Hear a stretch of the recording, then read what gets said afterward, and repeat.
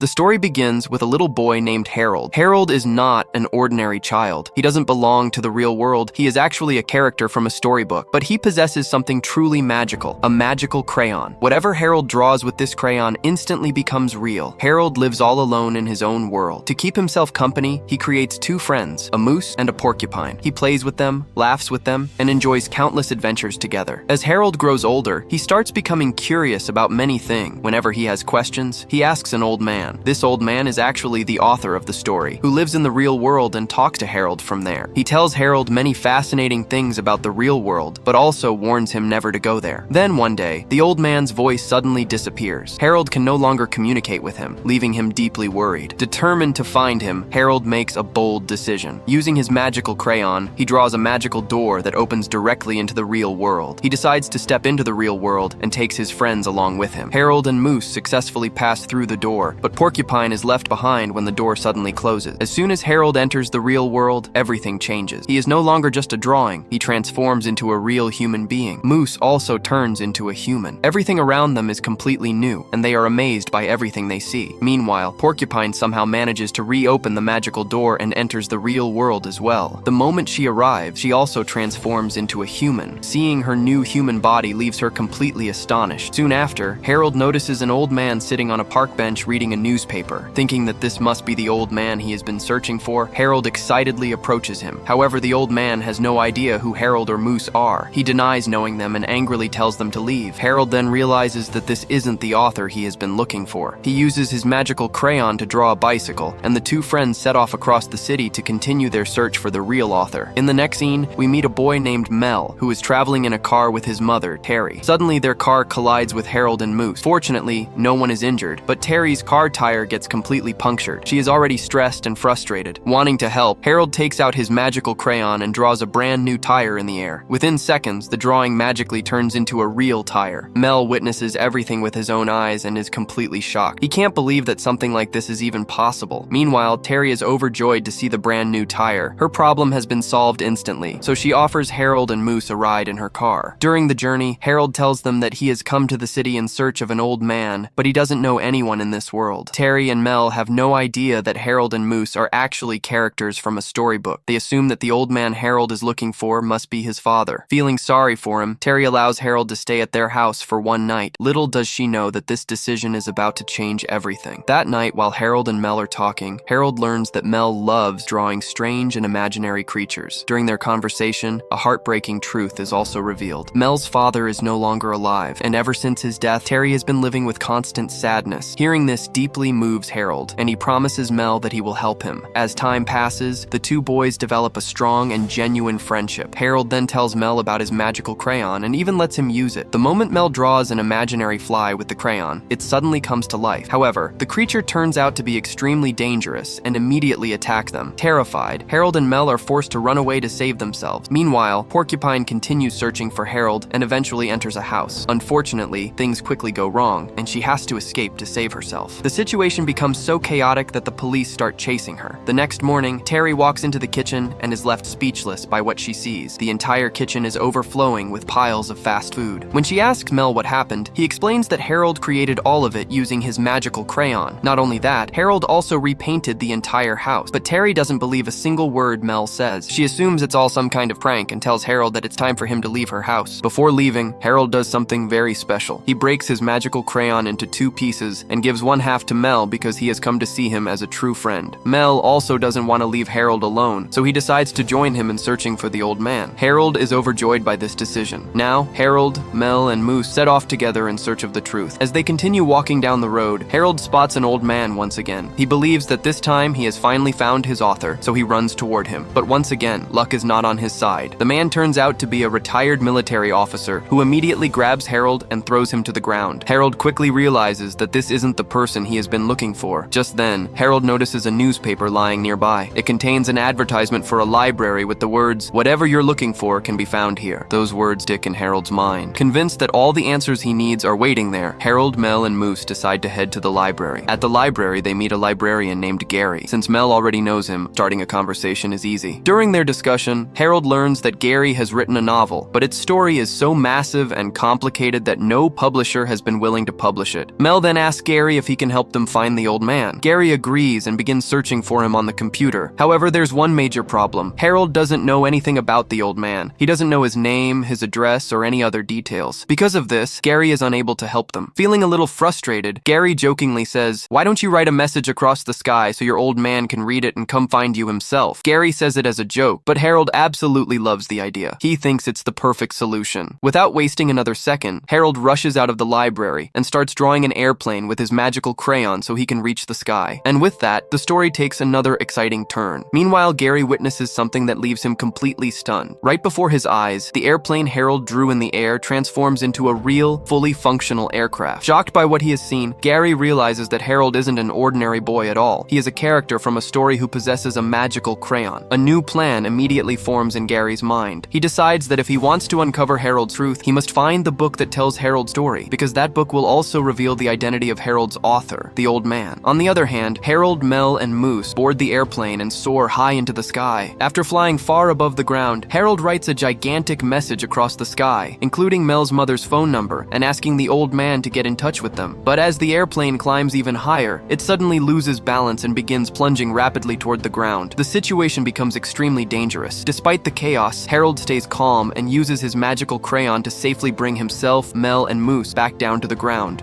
Meanwhile, Terry suddenly starts receiving phone calls from different elderly people. After seeing the message in the sky, everyone begins calling her, leaving Terry completely overwhelmed. In the next scene, we see Mel at his school, where a few kids are bullying him and making fun of him. During the scuffle, Mel accidentally hits one of the boys, causing his nose to bleed. This only makes the situation worse. On the other hand, Harold and Moose arrive at the store where Terry worked while looking for her. Once there, Harold starts fooling around and asks Terry if she has received any calls from his old man. Hearing this, Terry immediately realizes that all the phone calls she has been getting are because of Harold, and she becomes furious with him. Just then, Terry receives a call from Mel's school. The principal asks her to come to the school immediately. This puts Terry under even more stress, as she is now caught between the pressure of her job and the trouble involving Mel. Before leaving, she asks Harold and Moose to take care of the store while she rushes to the school. At first, Harold and Moose think running the store will be easy. However, as time passes, they realize the job is much harder than they expected because they've never done anything like it before. Harold quickly gets bored with the work, so he leaves the store and heads into the shopping area, where he starts using his magical crayon to create things to help people. But that's when everything goes wrong. The things Harold creates soon spiral out of control. Within moments, complete chaos breaks out, and the entire store is left in a huge mess. When Terry returns and sees what happened, she is shocked. The damage is so severe that she loses her job because she was the one who left Harold and Moose in charge of the store. Seeing this, Harold feels deeply guilty and sincerely apologizes to Terry.